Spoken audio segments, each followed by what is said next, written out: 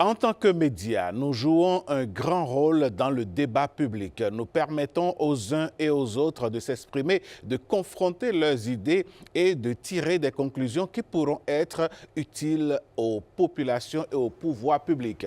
Mais depuis, avec la réforme du débat public qui installe confortablement la trêve politique, quel pourrait être le rôle des médias? Pour commencer ce débat, mesdames, messieurs, en attendant de vous introduire mon invité, je voudrais qu'on suive ensemble ce reportage de Ghislaine Ademi où le président de la HAC intervient notamment sur ce qui pourrait être le rôle fondamental de la presse en général et des médias en particulier en période de trêve politique.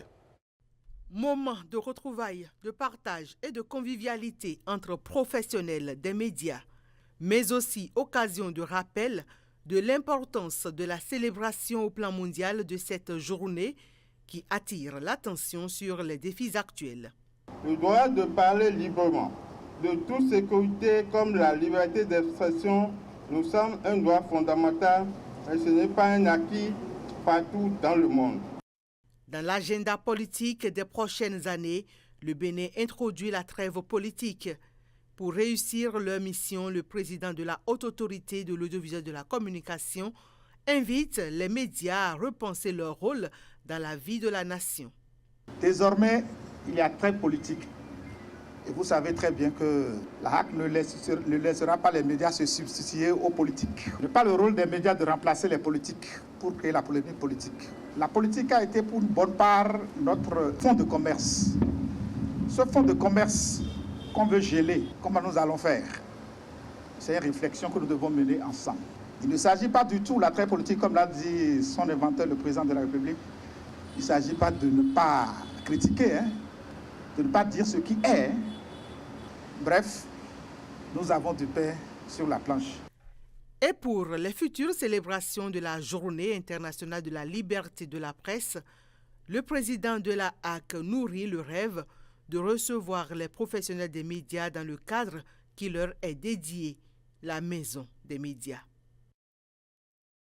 Et voilà qui plante le décor. Alphonse Moïse Soudé, bonjour et bienvenue sur ce plateau. Bonjour à vous, chers confrères. Bonjour à toutes et à tous. Merci d'avoir accepté notre invitation. Quelles sont vos premières impressions quand vous suivez le président de la HAC? Moi, je suis heureux que le président de la HAC ait reconnu que pendant longtemps, il y a eu un rapport incestueux entre les médias et les hommes politiques. Aujourd'hui, quand on a décidé de mettre les choses à l'endroit, il faut d'abord une certaine sensibilisation parce qu'on ne se lève pas du jour au lendemain pour arracher à un enfant le beefsteak dont il a profité pendant des années. On a parlé de trêve politique, mais cela ne veut pas dire que la presse ne va pas évoluer. La presse va évoluer et je crois que la HAC a un grand rôle à jouer parce que l'un des rôles de la HAC, c'est d'abord la régulation, c'est la protection et la veille au respect des règles d'éthique et de déontologie. Donc cela revient à dire que la HAC a un rôle de formation parce que les gens entrent dans la presse comme ils veulent, quoi. Et puis tout le monde se fait appeler journaliste sans véritablement maîtriser les rouages de la profession. Aujourd'hui, vous allez constater, moi je suis heureux parce que quand vous vous levez les matins, vous prenez la plupart des journaux, vous allez voir des titres siamois. C'est-à-dire qu'un homme politique a fait son activité, il sort le pécule et une vingtaine, voire une trentaine de journaux vous donnent le même titre. Donc ça pose un problème, on se dit mais qu'est-ce qui se passe?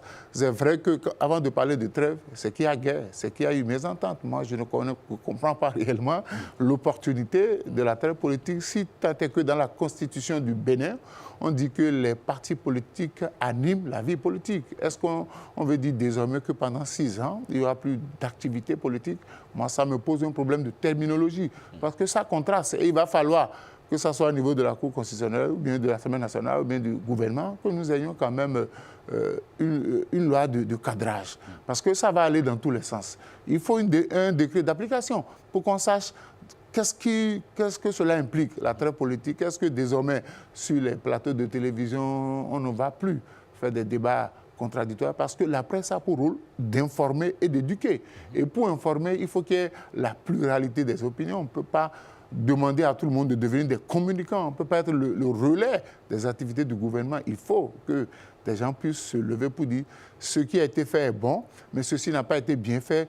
On a la possibilité d'améliorer. Mais si on demande un certain unanimisme dans la gestion du pays, moi, ça va poser un problème. Et 6 ans plus tard, on va se rendre compte que tout le monde est rentré dans le rang. Certains, ils sont entrés par hypocrisie, mais ceux qui ne sont pas d'accord vont rester à la touche et ça va poser un problème. Donc, il faudrait un recadrage. Il faut que les notions soient clairement expliquées définies pour qu'on comprenne. Parce que quand on dit trêve, c'est comme si, bon, il n'y a plus de partis politiques. Oui, la Constitution est claire. Alphonse Moïse Soudé, le président de la HAC, pose bien les jalons. Il dit que l'institution ne va pas admettre que les journalistes que nous sommes se substituent aux politiciens pour faire les débats politiques. Mais alors, est-ce que quelque part, il ne va pas manquer quelque chose dans l'environnement de la presse quand on sait que les débats publics, donc les débats politiques, alimentent nos plateaux, nos studios et font quand même, suscitent l'intérêt de ceux qui nous écoutent et de ceux qui nous suivent. Mais oui, c'est à travers les hommes politiques parfois que nous prenons connaissance de ce qui est fait sur le terrain. Honnêtement, un journaliste ne peut pas parcourir tout le territoire, mais quand vous recevez un homme politique sur votre plateau, il vous dit ce qui se fait. S'il est de la mouvance, il vous dira ce qui se fait. Mais il y a que des gens aussi sont allés sur le même terrain que lui et qui ont constaté que ce qu'il dit n'est pas ce qui se remarque sur le terrain. Donc moi, je crois que le rôle de la HAC, ce n'est pas de la coercition.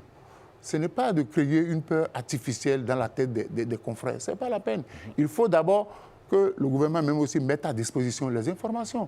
Quand les gens viennent dire des contre-vérités, c'est que l'information réelle n'existe pas. On n'a pas accès à l'information. Parce que moi, je suis d'accord qu'on puisse nettoyer la profession, ceux qui vivent de la politique, mais il faut leur donner les moyens. Depuis quand la HAC a-t-elle encore organisé des formations? Parce que c'est ça le problème. Il y a beaucoup d'étudiants parce qu'ils ont de la plume, parce qu'ils ont le verbe. On les recrute pour faire office de journaliste. Mais ils ne sont pas formés à l'éthique et à la déontologie. Ils essaient une profession dont ils ne maîtrisent pas les normes. Donc je crois qu'en amont, il faut d'abord former les gens. Il faut insister pour que dans les rédactions deviennent de petites écoles où on puisse former les gens parce que celui qui n'est pas formé, qui ne connaît pas les règles de la pratique, forcément, il va aller à l'encontre des principes qui régissent la profession. C'est vrai que pendant longtemps, la plupart de nos confrères sont devenus des communicants. Disons les choses clairement, les points focaux. Et puis, le journaliste informe. Le journaliste n'est pas là pour farder la vérité, il n'est pas là... Il n'a pas de parti pris. Il n'est pas là pour présenter la belle image de ce qui est mal fait. Il donne l'information, quitte à ceux qui l'écoutent, à ceux qui le suivent, de se faire une opinion de la réalité. Mais quand lui vient déjà avec une information fabriquée, ça pose un problème. Donc il y a des préalables. Moi je dis que ce soit au niveau du gouvernement qui doit prendre un décret d'application où les choses sont clairement définies par rapport à la traite politique. Il n'y a que dans la Constitution, il y a contraste. On dit que les partis politiques animent la vie politique. Mais d'un autre côté, on vient nous dire désormais qu'il y a traite politique. C'est comme si les hommes politiques ont empêché le gouvernement, pendant les 10 ans qu'ils sont en train de finir, d'accomplir son projet de société. Parce que quand on dit trêve, c'est qu'on a montré les limites. Les hommes politiques n'ont pas permis au pays d'avancer. Il est dit que la critique n'est pas interdite, mais il faut faire des propositions. Ça, c'est ce qui concerne les hommes politiques. Maintenant, revenons dans la presse. À votre avis, Alphonse Moïse Soudé, dans ce contexte-là, comment est-ce que la presse va se réinventer? Puisque c'est ce à quoi elle est invitée. Non, la presse, le problème, c'est quoi? Quand vous décidez d'être analyste politique, on ne vous demande pas d'invectiver. Vous posez le problème et vous proposez des solutions. Il faut toujours une alternative.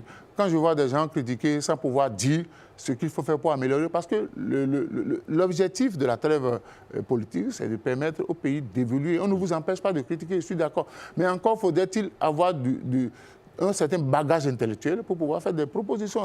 Désormais, ça va demander un travail supplémentaire. Ceux qui n'avaient pas la culture, ceux qui n'avaient pas l'habitude de lire, ceux qui ne vont pas vers l'information. Donc, désormais, il faut que le pouvoir public mette à la disposition de la presse l'information publique pour que l'on puisse lire, faire le constat sur le terrain afin de faire des analyses pour pouvoir faire des propositions. Parce que quand vous ne connaissez pas la situation initiale, vous ne pouvez jamais proposer des choses. Donc il faut désormais que l'information soit disponible. Mais quand on sait que les pouvoirs publics ne sont pas enclins forcément à mettre à disposition l'information que le journaliste veut, d'où la nécessité de faire des investigations dans le contexte de la trêve politique, pensez-vous qu'il est possible pour les hommes des médias, pour les professionnels de l'information, de faire des investigations et d'accéder aux sources d'information pour informer justement la population dans Il va falloir que la HAC s'y mette pour demander aux hommes politiques, à l'administration publique, de mettre à disposition l'information. Parce qu'en l'absence de l'information officielle, chacun fabrique l'information en fonction des bribes d'éléments qu'il a eu. Donc, il faudrait que l'information publique soit disponible. Par exemple, il faut que le projet de société du candidat qui a été élu, qui sera bientôt installé, il faut qu'on le mette à la disposition de presque toutes les rédactions pour que l'on puisse savoir quels sont les différents éléments qui doivent être faits. Parce que quand vous voulez critiquer quelque chose, c'est qu'il y a quelque chose qui a été promis. Et avec le temps, ça n'a pas été fait. Et ça a laissé des conséquences sur le terrain. Donc, vous avez l'intention d'aider à améliorer. Mais il faut encore connaître ce qui a été proposé, ce qui a été fait, pourquoi ça n'a pas été fait avant de vous prononcer. Donc, je voudrais que... Parce que c'est vrai qu'à un moment donné, j'ai vu des hommes politiques critiquer tout le temps, Ça, c'est pas des critiques constructives. Ils passent tout le temps à peindre en noir. Ça devient des invectives. Même dans la presse, il y a certains qui prétendent défendre le régime en place, mais qui ne supportent pas la contradiction. De la contradiction jaillit la vérité. Donc, vous ne devez plus désormais venir sur un plateau pour surfer sur ce qui n'existe pas. Vous devez proposer. Et je crois qu'il est temps qu'on donne cette possibilité à un média. Donc, la HAC doit demander au pouvoir public de rendre l'information disponible. Mais parce que quand vous allez même en investigation, il faut que l'information soit disponible. Sinon, vous allez construire votre analyse sur des rumeurs, sur des on-dit, parce que l'information officielle n'existe pas. C'est là la difficulté de la presse aujourd'hui. Vous allez dans des ministères, vous allez dans des directions pour demander l'information. On trouve que l'information que vous demandez, elle est si sensible que si on la met à votre disposition, vous allez mal la manipuler. Et je voudrais appeler les uns et les autres. Parce que quand on dit journalisme, c'est de la responsabilité. C'est de la responsabilité. Moi, j'ai aimé en 2015, quand le candidat Patrice Talon disait qu'il faut avoir une presse responsable qui pourra assumer ses erreurs. Mais je n'ai pas vu ça. Mais aujourd'hui, avec cette trêve-là, il faut former, il faut sensibiliser. Il faut montrer aux gens que la presse, ce n'est pas, on ne vient pas dans la presse pour chercher sa pitance, mais on vient pour participer. Parce que le rôle premier de la presse, c'est l'information et l'éducation. Et quand vous voulez éduquer, vous vous informez vrai. Et quand vous voulez éduquer, vous donnez les principes qu'il faut à un citoyen. Parce que l'éducation, c'est par rapport au citoyen. L'information que vous donnez, c'est par rapport à la gouvernance du pays. Donc, il faut dire ce qui est vrai au citoyen, quitte à lui, en fonction de ce qu'il a constaté sur le terrain, qu'il puisse faire son opinion. Mais il ne faut pas venir marteler des contre-vérités sous prétexte qu'on défend X ou Y. Donc désormais, ça implique tout le monde, que ce soit ceux qui seront porte-parole du gouvernement en place, il faut qu'ils disent les choses telles qu'elles se passent. Ceux qui doivent venir critiquer ce qui se fait, et qu'il faut qu'ils disent comment les choses se passent sur le terrain et qu'ils apportent. Et là, ça va demander un travail supplémentaire aux partis politiques. Il faut aller dans la réflexion, il faut aller se cultiver. Il faut aller en profondeur. Il faut aller en profondeur. Il ne faut plus faire des débats superficiels. Donc, si vous êtes de la mouvance, en tant que parti défendant le président qui est au pouvoir, vous devez maîtriser son projet de société. Si vous êtes dans la position et que vous voulez contre-attaquer, vous devez aussi maîtriser son projet de société. Et sur chaque élément, vous faites des propositions concrètes. Mais ce qui va rendre la chose un peu difficile, un parti d'opposition est appelé à conquérir le pouvoir. Mais dans ses propositions pour améliorer la gouvernance, ce que lui a dans son escarcelle, ce que lui, il promet faire quand il sera au pouvoir, il serait obligé de les verser de mettre à disposition du régime en place pour améliorer la gouvernance. Est-ce qu'il y aura facilité, il y aura possibilité pour lui, au départ des autres, de pouvoir conquérir le pouvoir? Alphonse Moïse Soudé, vous avez évoqué un acteur principal, un acteur majeur de cette chaîne-là, le citoyen. Le citoyen aujourd'hui perçoit la presse comme un organe, une institution qui ne va pas en profondeur des informations. Le citoyen a l'impression qu'on lui sert du superficiel. Dans ce contexte de trêve politique où le média doit changer de rôle, comment est-ce que les professionnels des médias pourraient arriver à corriger cette image que le citoyen a d'eux? Oui, c'est vrai que dans l'imagerie populaire, on trouve que les journalistes, ce sont des farfelus, ce sont des fabricants d'informations. Il faut que désormais, nous puissions démontrer aux populations, nous puissions dire ce qui est vrai. Parce que le peuple, il lit, c'est vrai qu'ils sont analphabètes, mais ils retiennent ce que la presse dit. Ils ne sont pas bêtes. Donc, il faut désormais que la presse puisse prendre ses responsabilités. Moi, je tiens beaucoup sur la formation. Si on n'est pas formé, on ne peut pas faire le travail. Il faut disposer des outils intellectuels, il faut disposer des compétences qui vous permettent de faire une émission. Une émission, elle se prépare. On ne peut pas venir au pifomètre, c'est sur le plateau que votre invité, en tant que journaliste, vous invitez quelqu'un qui vient dire des contes-vérités, mais vous n'avez pas les éléments d'appréciation pour pouvoir le contrecarrer. Ça pose un problème, non? Quand vous dites que vous avez une émission, par exemple, sur le volet santé, et que vous devez rencontrer un spécialiste de pouvoir qui veut venir défendre le volet, vous devez, en tant que journaliste, aller vous cultiver. Il y a forcément un travail à faire. Sur soi-même, d'abord, il faut l'auto-formation. Maintenant, il faut que la HAC trouve des creusets, parce que le chef de l'État avait dit, je me rappelle quand le ministre, on a supprimé le ministère de la communication. J'étais sur un plateau où le chef de l'État a appelé en direct, où il a dit, le gouvernement mettra les moyens à la disposition de la HAC afin que les professionnels des médias soient bien formés. Parce qu'il a trouvé que si vous n'êtes pas bien formé, à la fin, vous allez dire des contes-vérités. Donc, moi, je tiens d'abord à l'auto-formation, à la formation de tous. Il faudrait que dans les rédactions, que de façon périodique, que l'on puisse sensibiliser les gens. Parce que la conséquence directe est là. Hein. On dit que le Sénat veille au respect de la trêve politique. Et les conséquences, c'est qu'on peut vous arracher vos droits de citoyen, on peut vous arracher vos droits politiques. Donc, le journaliste étant citoyen, s'il n'accomplit pas la mission et qu'il est dans de la désinformation tout le temps, ça va poser un problème. Il sera un citoyen mais incapable d'exercer ses droits civiques. Donc, je voudrais que la HAC convoque les patrons de presse. Ce n'est pas de venir tenir un discours, mais il faut aller dans le concret. Parce que si je ne reconnais pas mes limites, je risque de les franchir n'importe comment. Donc, c'est ça qui est important. Il faut former les gens, il faut sensibiliser. Ce n'est pas dire ça une fois, mais il faut le dire. Il faut trouver les éléments, le dire dans tous les éléments de langage, il faut les trouver, le dire dans toutes les langues en français. Parce que nos amis qui parlent les langues nationales parfois exagèrent, c'est-à-dire qu'on encense trop. Le journaliste n'a pas pour mission d'encenser, il a pour mission de dire ce qui est. Si vous voulez encenser, déposez votre carte de presse, devenez communicant là, c'est une autre réalité. Maintenant, si vous voulez être un journaliste, c'est vrai que les gens à la recherche du PQ, à la recherche de l'espèce sonnette et trébuchante sont prêts à tout dire. Mais quand ils se retrouvent devant les tribunaux, ils ne disposent pas d'éléments importants pour se défendre. Tout à fait. Vous avez évoqué les patrons de presse. Déjà, ils se plaignent que l'entreprise de presse ne se porte pas bien. Quels sont les leviers sur lesquels les patrons de presse pourraient, par exemple, agir dans le contexte de la trêve politique pour que les entreprises de presse continuent de rester debout? Oui, vous voyez, n'importe qui se lève et crée un organe de presse. Il y en a une floraison. Pourquoi les gens ne pourraient-ils pas se mettre ensemble pour créer des organes de presse forts? Des groupes, par exemple. Des groupes, par exemple. Quelqu'un, il a travaillé dans une rédaction, le jour qu'il a un petit problème avec son patron, il se lève et puis dans son salon, il crée son organe, il essaie d'avoir l'autorisation. Non, il faut que désormais la presse prenne conscience. Ceux qui ont pratiquement la même ligne éditoriale, pourquoi ne? Parce que c'est vrai que le président de la HAC a dit que beaucoup de journaux vont mourir parce qu'ils vivent non seulement de la politique, mais ils sont subventionnés, ils sont financés par les hommes politiques. Maintenant qu'il n'y aura plus d'activité politique intense, ils vont disparaître. Donc il faudrait que les journalistes se regroupent pour former des organes très forts.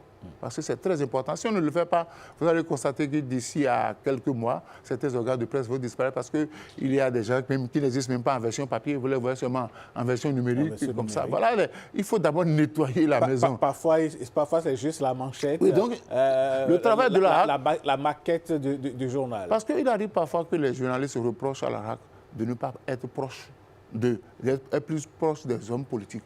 Le rôle de la HAC, c'est la régulation. La régulation, ce n'est pas la sanction. C'est vrai que la sanction peut être éducative, mais chaque fois, on dit que c'est la HAC qui ferme les organes de presse, c'est la HAC qui sanctionne. Mais il faut montrer aux gens que la HAC est un organe régulateur, un organe protecteur des hommes, des médias, mais aussi qui assure la veille éthique et déontologique. Mais pour le faire, il faut passer forcément par la formation. Donc, il faut commencer par nettoyer la maison. Il faut nettoyer la maison, il faut sortir de ceux qui n'ont pas droit à ça, parce que vous ne pouvez pas être journaliste sans être formé.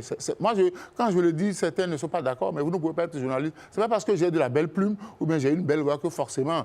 Non. C'était entre-temps qu'on prenait les... Il faut aller à l'école. Il faut aller à l'école, il faut aller à l'école de journalisme, il faut s'asseoir, il faut éduquer, il faut étudier, il faut apprendre les b.a.-ba du journalisme, il faut apprendre l'éthique, il faut apprendre la déontologie, parce que c'est un problème d'éthique, en face de l'argent. Et l'autre problème, il faut que les patrons de presse, on puisse payer nos jeunes confrères décemment. Il faut les payer. Parce que vous abordez les conditions de vie et de travail des journalistes. Il faut les payer décemment. Quand vous payez à quelqu'un moins du SMIC, s'il va sur le terrain, mais il est obligé de racoler les hommes politiques. Et l'homme politique, quand il te donne son argent, c'est qu'il veut lire à travers ton papier que son argent a parlé à sa place. Donc il faut déjà, au niveau des fêtiers, qu'on puisse sensibiliser les patrons de presse à payer décemment les confrères. Parce que c'est ça le grand défaut. Quand les gens ne sont pas bien payés, ils sont obligés d'aller chercher le supplément ailleurs. Eh bien, quel pourrait être l'impact de la trêve politique sur les organes de presse?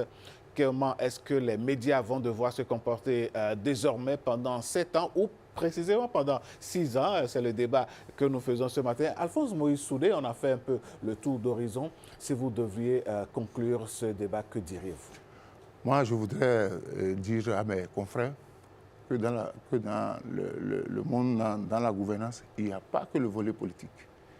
Il y a le volet social, ce qui intéresse les populations, c'est-à-dire que la construction des centres de santé, la construction des écoles, la construction des marchés, la disponibilité de l'eau potable, la disponibilité de l'électricité, voilà des aspects sur lesquels désormais on peut faire des dossiers. Les hommes politiques maintenant, ils sont garés. Eux-mêmes, ils ne prendront plus le risque de faire des activités n'importe comment. Donc, il y a d'autres éléments sur lesquels on peut faire le zoom. Dans le projet de société du candidat élu. Et dans le programme d'action du gouvernement, il y a des activités sur lesquelles il y a des projets qui sont développés dans les zones, mais dont personne n'en parle. La presse peut aller désormais dire que telle fondation dans telle société, dans telle ville a construit des adductions d'eau, ainsi de suite. Donc il faut il y a quand même des sujets. Il y a beaucoup de sujets parce que loin du monde politique. Les gens pensent que bon, le monde politique, on a l'information tous les jours et puis c'est chaud. Mais il faut que désormais qu'on participe à développer notre pays, en même temps aussi en faisant le zoom sur les autres secteurs qui longtemps sont restés orphelins. Alphonse Moïse Soudé, on vous aura compris. Merci d'être disponible.